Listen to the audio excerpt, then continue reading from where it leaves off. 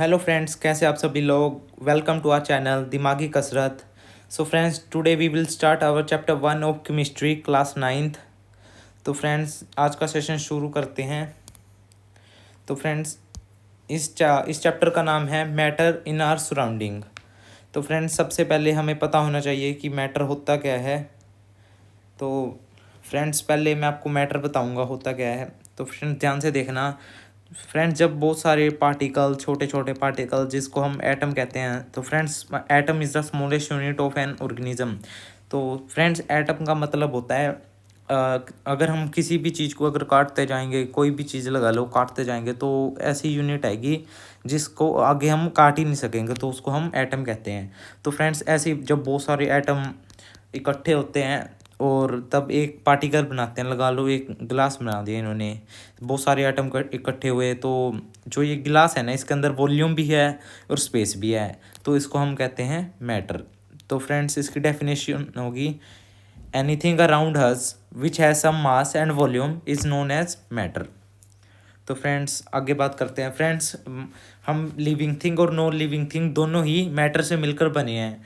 हम humans, plants, animals सभी living thing में आते हैं और हम भी मैटर से बने हैं। और non living thing water, oxygen, toys, hydrogen, bench, chair etcetera सभी ही मिलकर बने हैं मैटर से। तो फ्रेंड्स, हम भी छोटे छोटे पार्टिकल से ही बने हैं, जो कि होता है मैटर, और नॉन लिविंग थिंग्स भी बने हैं मैटर से। तो फ्रेंड्स, आगे शुरू करते हैं। तो फ्रेंड्स, हम मैटर 5 टाइप्स का होता है, जिसको हम कहते हैं एयर, वाटर, स्काई, फायर, अर्थ। फ्रेंड्स, एयर मतलब हवा, वाटर मतलब पानी, स्काई मतलब आसमान, फायर मतलब आग, अर्थ मतलब ज़मीन। तो जो भी होगा फ्रेंड्स मैटर होगा, तो इन 5 टाइप में से ही बिलोंग करेगा। तो फ्रेंड्स, आगे करते हैं। तो फ्रेंड्स, ये हैं characteristics of the particles of matter. So friends, जो पार्टिकल्स होते हैं मैटर के, वो बहुत ही ज़्यादा छोटे होते हैं। और फ्रेंड्स, जो पार्टिकल्स होते हैं मैटर के, उनके बीच में स्पेस भी होता है। और पार्टिकल्स ऑफ मैटर आर मतलब कॉन्टिन्यूसली मूविंग, वो बिल्कुल ही चलते रहते हैं। और ये फ्रेंड्स, जो ये मूव करते हैं, ये डिपेंड होता है काइनेटिक एनर्जी से, जो कि हम आगे पढ़ेंगे काइनेटिक एनर्जी के बारे में। और फोर्थ है इसका point, the particles of matter attract each other. तो जो पार्टिकल्स हैं मैटर के, वो एक दूसरे से अट्रैक्ट भी करते हैं, मतलब कि एक दूसरे की तरफ खींचे जाते हैं। तो फ्रेंड्स, आगे चलते हैं। तो फ्रेंड्स, आ गया टॉपिक काइनेटिक एनर्जी। तो friends, kinetic energy is energy and of an object has to occur due to its motion. तो फ्रेंड, इसका मतलब है कोई भी चीज़ अगर कोई मूव कर रही है, जैसे कि कोई ये मीटियोर है, तो ये लगा लो कहीं पर गिर रहा है या कहीं भी जा रहा है, तो ये अभी काइनेटिक एनर्जी में है, क्योंकि ये मूव कर पा रहा है काइनेटिक एनर्जी की वजह से। ये वॉकिंग कर रही है, ये भी काइनेटिक एनर्जी से। फॉलिंग, ये भी काइनेटिक एनर्जी से हो रहा है। ये एरोप्लेन उड़ रहा है, ये भी काइनेटिक एनर्जी से हो रहा है। और ये पोल को थ्रो कर रहा है, ये भी काइनेटिक एनर्जी से वजह से ही हो रहा है। तो इसकी डेफिनेशन बनेगी kinetic energy is energy possessed due to its motion. तो फ्रेंड्स, आगे चलते हैं। तो अब आते हैं हमारे टॉपिक पे, फ्लूइड्स। तो friends, what is fluid? Fluid is a substance that has capable of flowing. It has no definite shape of its own, it assume shape of its container.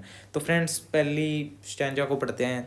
तो फ्रेंड, जो भी कोई भी सब्सटेंस है जो flow कर रहा है, मतलब कि चल रहा है, या मतलब बह रहा है, चल रहा है, उड़ रहा है, तो उसको हम कहते हैं फ्लूइड।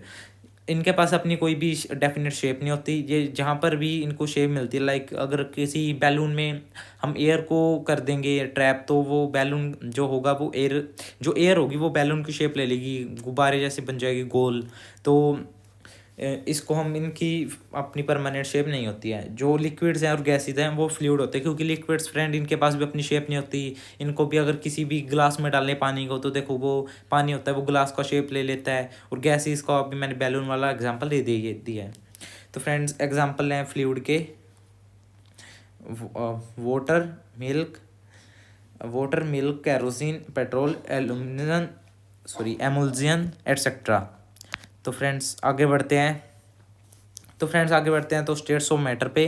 तो फ्रेंड्स, हमें पता है 3 स्टेट्स ऑफ मैटर होती हैं, सॉलिड, लिक्विड एंड गैस। तो फ्रेंड्स सॉलिड वो होती हैं जिनके पास अपनी परमानेंट शेप होती है, लिक्विड वो होते हैं जिनके पास परमानेंट शेप नहीं होती, और गैस वो होते हैं जिनके पास मतलब कि बिल्कुल ही शेप वगैरह कुछ नहीं होता। तो उनके बारे में हम आगे बढ़ते हैं। तो फ्रेंड्स आगे है classifications of states of matter. तो फ्रेंड्स आगे बढ़ते हैं हम। तो स्टेट्स ऑफ मैटर फ्रेंड्स अभी बताया सॉलिड, लिक्विड और गैस। तो हम पहले सॉलिड के कुछ एग्जांपल हैं, रबड़, प्लास्टिक, शुगर, रॉक, ये कुछ ब्लर्स है तो आप समझ लेना। आयरन, ये लिक्विड वाटर, मिल्क, ऑयल, ये जो राइस नहीं, राइस तो नहीं होगा, चलो हनी। और ये गैसेस में कार्बन, हाइड्रोजन, ऑक्सीजन, ये हीलम। Okay friends. तो फ्रेंड्स अब मैं बताता हूँ सॉलिड के बारे में। तो सॉलिड फ्रेंड्स वो होते हैं जिनके पास अपनी फिक्स शेप होती है। ये फ्रेंड्स बहुत ही इनकम्प्रेंसिबल होते हैं, मतलब कि इनको दबाया नहीं जा सकता। तो फ्रेंड्स आप ही देखिए, कोई बेंच होगा, अगर हम उसको दबाएंगे वो दबेगा थोड़ी ना, तो वो इनकम्प्रेंसिबल है। और फ्रेंड्स इनके पास अपनी फिक्स शेप होती है, इनके पास अपनी वॉल्यूम भी होती है। तो फ्रेंड्स आगे बढ़ते हैं लिक्विड की तरफ। तो फ्रेंड्स लिक्विड के पास अपनी फिक्स शेप नहीं होती, पर इनके पास अपनी फिक्स्ड वॉल्यूम होती है। और फ्रेंड्स और ये जो सॉलिड के मुकाबले थोड़े कंप्रेसिबल होते हैं, क्योंकि फ्रेंड्स हम पानी में हाथ डालेंगे तो वो कंप्रेस हो जाता है, तो इसलिए थोड़े कम कंप्रेसिबल होते हैं। और गैसेस फ्रेंड्स सबसे ज़्यादा कंप्रेसिबल होती है, क्योंकि हम हवा में हाथ फेरे हैं, तो देखो आप आसपास अपने हाथ फेरो तो वो जो हवा है वो अपना एरिया छोड़ रही है। तो ओके फ्रेंड्स, तो इनके पास गैसेस का अपनी शेप नहीं होती, वॉल्यूम भी नहीं होती। तो फ्रेंड्स चलो आगे बढ़ते हैं। तो फ्रेंड्स अगला है हमारा ये सॉलिड, लिक्विड और गैस। तो फ्रेंड्स पहले सॉलिड का देखते हैं। कैन बी वेटेड, हम इनका वेट ले सकते हैं। यस बिल्कुल ठीक है। ये ऑक्यूपाइज करते हैं स्पेस, इनके मतलब कि ये ऑक्यूपाई करते हैं कोई स्पेस, तो ये भी बिल्कुल बात ठीक है। और ये इनकी अपनी फिक्स शेप होती है, ये भी बिल्कुल बात ठीक है। इनके पास अपनी फिक्स्ड वॉल्यूम होती है, ये भी बिल्कुल बात ठीक है। और ये कांट कैन बी कंप्रेस, ये बिल्कुल बात गलत है, ये कंप्रेस नहीं हो पाते। तो फ्रेंड्स आगे बढ़ते हैं ना लिक्विड की तरफ। ये भी वेट तो सभी का होगा, गैस का भी कुछ ना कुछ वेट तो होता ही है फ्रेंड्स, तो ये बात बिल्कुल ठीक है। ऑक्यूपाई स्पेस, ये भी बात ठीक है। फिक्स शेप, तो फ्रेंड्स ये गलत है, क्योंकि इनके पास अपनी फिक्स शेप नहीं होती, लेकिन फिक्स्ड होती है वॉल्यूम। तो फ्रेंड्स ये भी सॉलिड की तरह कंप्रेस नहीं किए जा सकते, होते तो हैं पर बहुत मतलब कम होते हैं। तो फ्रेंड्स आगे बढ़ते हैं गैसेस की तरफ। जो गैसेस है वो भी हम इसका भी वेट ले सकते हैं, ये भी कुछ ना कुछ तो वेट ऑक्यूपाइज कर ही नहीं है, और इनके पास अपनी फिक्स्ड वे शेप नहीं है, फिक्स्ड वॉल्यूम भी नहीं है, और ये सबसे ज़्यादा कंप्रेस होती हैं। ओके फ्रेंड्स, तो ये था हमारा टॉपिक सॉलिड, लिक्विड और गैस वाला। तो आगे बढ़ते हैं। तो फ्रेंड्स अब देखेंगे हम मेल्टिंग पॉइंट और बॉइलिंग पॉइंट को। ओके फ्रेंड्स, तो फ्रेंड्स सबसे पहले हम देखते हैं दोनों की डेफिनेशंस। तो फ्रेंड्स मेल्टिंग पॉइंट वो होता है, तो पहले आपको मैं डेफिनेशन बताता हूँ कोई आसान सी। The minimum temperature at which a solid melts to become a liquid at the atmospheric pressure is called its melting point. तो फ्रेंड्स इसका मतलब है जब सॉलिड मेल्ट होता है लिक्विड बनने के लिए किसी भी टेम्परेचर पे एटमॉस्फेरिक प्रेशर में, तो हम उसे कहते हैं मेल्टिंग पॉइंट। ओके फ्रेंड्स, तो ये थोड़ा हार्ड था, थोड़ी हार्ड लैंग्वेज थी, तो इसलिए मैंने आपको थोड़ा आसान तरीके में बताया। और फ्रेंड्स ये लाइमन्स टर्म थी, when a substance goes from, हम मतलब ये वही बात है जब सॉलिड लिक्विड में चेंज होता है तो हम उसके हम मेल्टिंग पॉइंट कहते हैं। तो फ्रेंड्स आगे है बॉइलिंग पॉइंट। तो बॉइलिंग पॉइंट की डेफिनेशन होगी, ध्यान से सुनना। The temperature at which a liquid start boiling at the atmospheric pressure is known as boiling point. तो फ्रेंड्स इसका मतलब था जब लिक्विड होता है ना, जो वो स्टार्ट करता है बॉइलिंग, तो अब हम उसे कहते हैं एटमॉस्फेरिक प्रेशर में, तब हम इसे कहते हैं बॉइलिंग पॉइंट। तो फ्रेंड्स ये देखिए इसकी टर्म है when a substance goes from liquid to gas, मतलब वही है जब वो, फ्रेंड्स देखो जब कोई लिक्विड मेल्ट होगा किसी भी एटमॉस्फेरिक प्रेशर में, तो सीधी सी बात है वो जाएगा तो गैस में ही। तो फ्रेंड्स ये था मेल्टिंग और boiling point.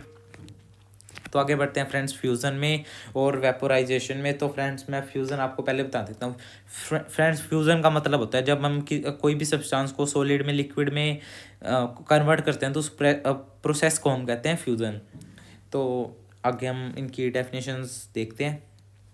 Fusion is the process of melting in which a solid phase turns into a liquid phase. तो वही बात हो गई फ्रेंड्स, जब हम किसी भी सॉलिड को लिक्विड में चेंज करते हैं तो हम इसे फ्यूज़न कहते हैं। ये आगे लिखा है सॉलिड टू लिक्विड, और हम इसे हीट ऑफ फ्यूज़न भी कहते हैं। और ये एग्जाम्पल है conversion of ice into water. Okay friends, जब ये आइस एक सॉलिड है और हमारा वाटर है लिक्विड।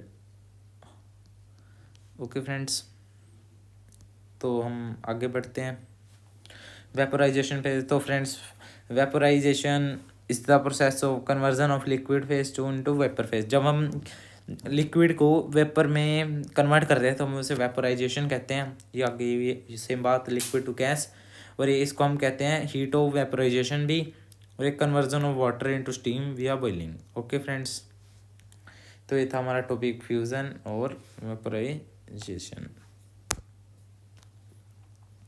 तो फ्रेंड्स आगे आते हैं latent heat of fusion versus latent heat of vaporisation. तो फ्रेंड्स पहले इनकी डेफिनेशंस देखते हैं, फिर आगे शुरू करते हैं। तो लेटेंट हीट ऑफ फ्यूज़न देखते हैं पहले। तो फ्रेंड्स इसकी डेफिनेशन होगी the amount of heat that a solid substance requires to change its phase from solid to liquid. तो फ्रेंड्स इस लाइन का मतलब है हमें कितनी हीट चाहिए जो कि सॉलिड सब्सटेंस को लिक्विड सब्सटेंस में चेंज कर दे, तो उसे हम कहते हैं latent heat of fusion. Okay friends, और इसका केमिकल सिंबल होता है HF। और फ्रेंड जब द चेंज आगे टेम्परेचर टॉपिक है, तो the change in heat at the melting point of a substance. तो फ्रेंड्स आगे बढ़ते हैं लेटेंट हीट ऑफ वेपोराइजेशन। इसका भी सेम ही प्रोसेस है, बस थोड़ा सा ही अलग है। The amount of heat that a liquid substance require to change its phase from the liquid phase to vapour phase as the constant. तो फ्रेंड्स इसमें भी सेम ही प्रोसेस है, बस लिक्विड का फ्यूज़न में सॉलिड का लिक्विड था, इधर लिक्विड का वेपर है। तो फ्रेंड्स इसमें भी सेम ही बात है कि हमें कितनी हीट चाहिए कि हम जो लिक्विड है उसको वेपर फेस में, मतलब कि वेपर में कन्वर्ट कर सकें।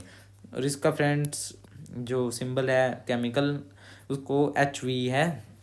और फ्रेंड्स ये जो इसका आगे है the change in heat at the boiling point of a substance. तो आगे बढ़ते हैं फ्रेंड्स। हाँ फ्रेंड्स, ये टॉपिक मेरे ख्याल से बहुत इंपॉर्टेंट है। तो फ्रेंड्स मैं आपको समझाता हूँ। फ्रेंड्स जब हम सॉलिड से लिक्विड में चेंज करते हैं, सॉलिड से लिक्विड में, तो उसको हम कहते हैं फ्यूज़न। और जब हम लिक्विड से सॉलिड में कन्वर्ट करते हैं तो हम उसे कहते हैं सॉलिडिफिकेशन। और फ्रेंड्स अब जब हम लिक्विड से गैस में कन्वर्ट करते हैं उसको कहते हैं हम वेपोराइजेशन। और जब गैस से लिक्विड में कन्वर्ट करते हैं तो उसको कहते हैं कंडेंसेशन। और फ्रेंड्स जब हम सॉलिड से सीधा गैस में कन्वर्ट करते हैं तब हम उसे कहते हैं सब्लिमेशन। ये देखिए सब्लिमेशन, ये डिपोजिशन, ये रहा वेपोरेशन, ये कंडेंसेशन रहा, ये मेल्टिंग फ्रीजिंग। मेल्टिंग फ्रीजिंग वही सेम मतलब कि फ्यूज़न और मेल्टिंग। ओके फ्रेंड्स, और ये सब्लिमेशन था सॉलिड से सीधा गैस में, और गैस से सीधा अपना सॉलिड में होता है डिपोजिशन। तो फ्रेंड्स आगे बढ़ते हैं। तो अब हम सभी की बात करेंगे क्या होता है सब्लिमेशन, फ्यूज़न, डिपोजिशन, ये कंडेंसेशन, वेपोराइजेशन, सॉरी। तो फ्रेंड्स पहले बात करेंगे सब्लिमेशन और डिपोजिशन की। तो फ्रेंड्स सब्लिमेशन होता है, sublimation is the process of change of a substance into gaseous substance without going through a liquid phase. तो फ्रेंड्स सब्लिमेशन वो होता है जब हम सॉलिड को गैस में कन्वर्ट करते हैं लिक्विड में कन्वर्ट करे के बिना, तब हम उसे कहते हैं सब्लिमेशन। तो फ्रेंड्स इसका प्रोसेस होता है change the phase of matter from solid to gas phase. तो वही सेम बात, सॉलिड से गैस में चेंज करना।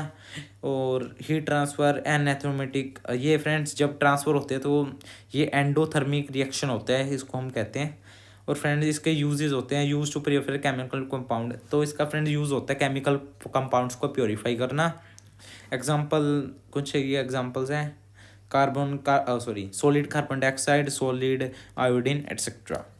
तो फ्रेंड्स आगे बढ़ते हैं कि फ्रेंड्स ये वर्सेस लिखा है, ये कोई लड़ाई वगैरह तो नहीं, बस कंपैरिजन है। ओके, तो फ्रेंड डिपोजिशन होता है। तो friend deposition is the process of changing from gaseous state to solid state without changing into liquid. तो फ्रेंड जब हम सीधा गैस से सॉलिड में चेंज कर देते हैं किसी भी सब्सटेंस को, तब हम उसे कहते हैं डिपोजिशन। ओके फ्रेंड्स, तो आगे यही सेम बात, change the phase of matter from gas to solid phase. इसको जब हम फ्रेंड्स इसके हम क्या रिएक्शन को कहते हैं एक्सोथर्मिक रिएक्शन, और इसका यूज़ है टू फॉर्म आइस और फ्रोस्ट, और example frost formation from water vapours. तो फ्रेंड्स अब हम आगे बढ़ते हैं अपने टॉपिक से। तो फ्रेंड्स अब हम डिफरेंस की बात करेंगे फ्यूज़न में और सोलिडिफिकेशन। ये सब सोलिडिफिकेशन फ्रेंड्स वो होता है जब हम लिक्विड से सॉलिड में कन्वर्ट करते हैं। तो फ्रेंड्स अब फ्यूज़न होता है, सब फ्रेंड्स फ्यूज़न होता है प्रोसेस सॉलिड टू लिक्विड में चेंज करने को, प्रोसेस को हम कहते हैं फ्यूज़न। और फ्रेंड्स ये आगे सेम बात, सॉलिड टू लिक्विड ट्रांजिशन, और इसको हम कहते एनर्जी के फॉर्म में हम इसको कहते हैं हीट ऑफ फ्यूज़न। और जो उसका टेम्परेचर फ्रेंड्स वो मेल्टिंग पॉइंट में चेंज होता है फ्रेंड्स। जब हम सॉलिड से लिक्विड में चेंज करते हैं तो हम उसे मेल्टिंग पॉइंट कहते हैं, हमने पहली बार समझी थी।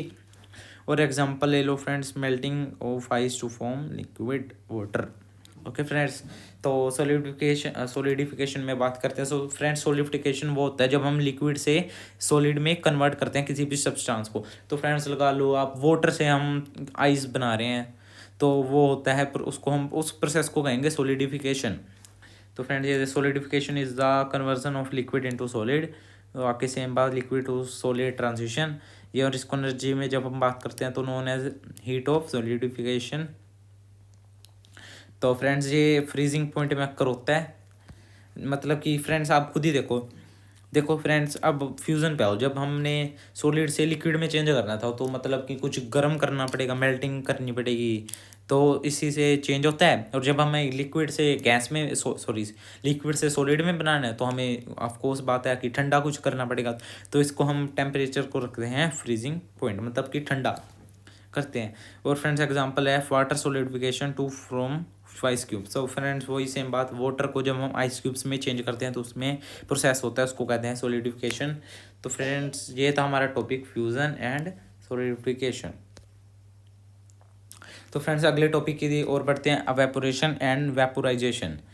तो friends evaporation is a conversion of liquid into gaseous phase at a temperature that is below the boiling point of the liquid. तो फ्रेंड्स अवेपोरेशन एक प्रोसेस होता है जिसमें हम लिक्विड को गैसियस स्टेट में चेंज करते हैं किसी भी टेम्परेचर में, उसके बॉइलिंग पॉइंट्स के नीचे।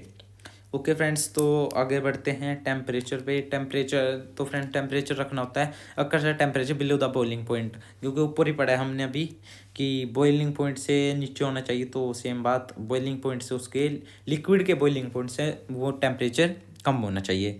तो फ्रेंड्स प्रेशर की बात करें तो vapour pressure is lower than the external pressure. तो फ्रेंड जो प्रेशर होता है, जो वेपर प्रेशर होता है वो ना कम होता है एक्सटर्नल प्रेशर से। और मोलिक्यूल्स होते हैं सरफेस मोलिक्यूल्स। तो फ्रेंड्स आगे बात करें vaporisation is a conversion of liquid phase into gas phase.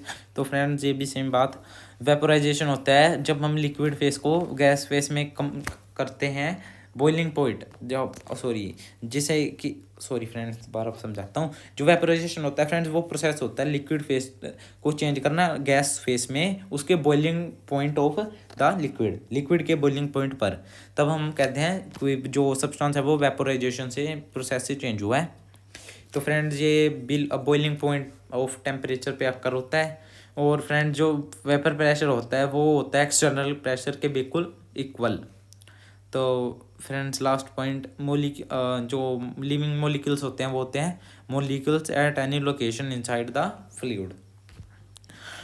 तो फ्रेंड्स आगे स्टार्ट करते हैं। तो वैसे बाकी फ्रेंड्स ये था हमारा आज का टॉपिक। तो ये क्वेश्चन है फ्रेंड्स बहुत मतलब पेपर में देखा जाता है कि, तो क्वेश्चन को समझते हैं। क्या desert cooler cools better on a hot dry day, why? जो डेजर्ट कूलर होता है वो हॉट ड्राई डे में ज़्यादा ठंडा क्यों करता है? फ्रेंड्स हमने देखा ही होगा मार्च या अप्रैल के महीने में एसी से मुकाबले कूलर ज़्यादा ठंडा करता है। तो हम इसका अब रीज़न देखेंगे। तो फ्रेंड्स पहले डेफिनेशन को हम पढ़ते हैं। A desert cooler cools better on a hot dry day because on a hot dry day temperature is high, humidity is less, which helps in better evaporation. Due to higher rate of evaporation, it gives better cooling effect.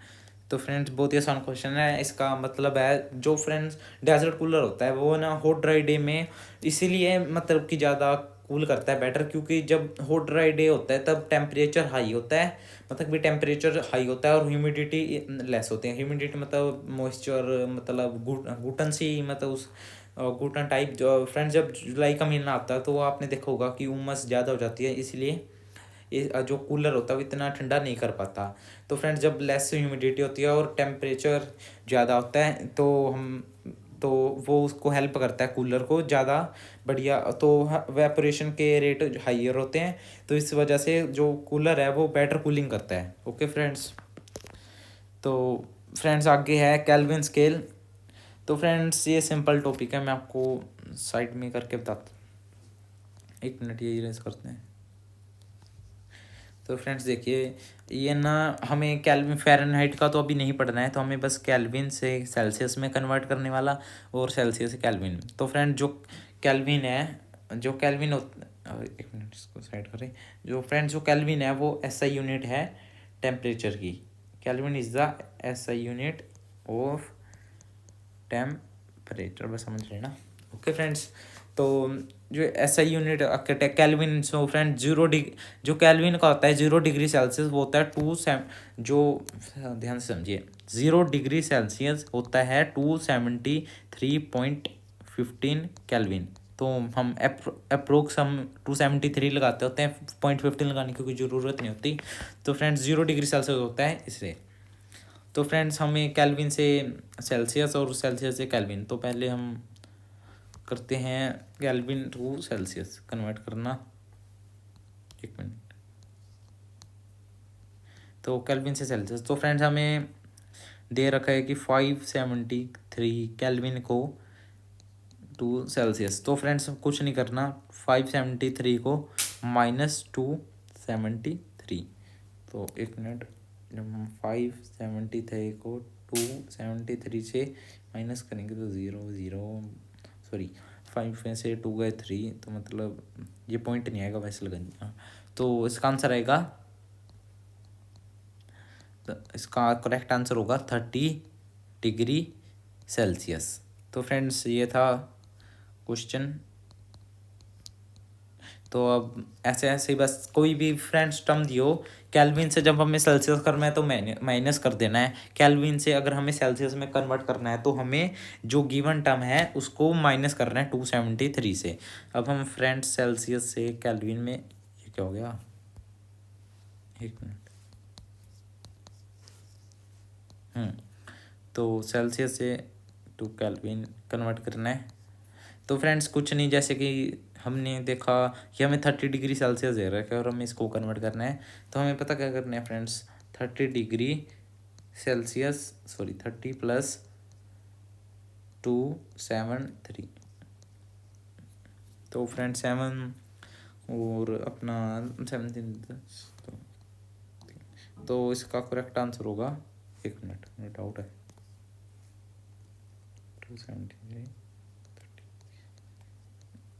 तो friends इसका correct answer होगा 303 degree kelvin इसका correct answer है। तो friends सीधा simple सा concept है, जब सेल्सियस से केल्विन में करना है तो प्लस करना है 273, और जब केल्विन से सेल्सियस में करना है तो माइनस करना है 273।